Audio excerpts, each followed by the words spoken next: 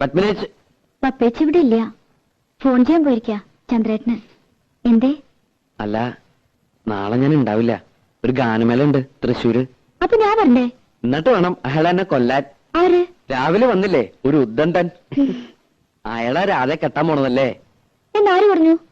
എന്റെ അമ്മായിയുടെ മോനാ. അയാളുടെ ഭാഗ്യം. അല്ലെങ്കിൽ രാധയെ പോലൊരു കുട്ടിയെ. എന്റെ ഭാഗ്യക്കേട്. മോഹിക്കണതൊന്നും കിട്ടില്ല എനിക്ക്. രാധയ്ക്ക് അയാൾ ഇഷ്ടമല്ലേ? ഇഷ്ടമുള്ളവരൊക്കെ കല്യാണം കഴിക്കാൻ പറ്റുമോ?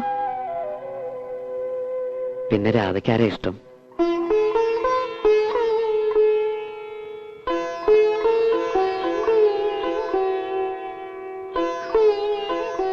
പറഞ്ഞാലേ മനസ്സിലാവുള്ളൂ എങ്കിൽ മനസ്സിലാക്കണ്ട.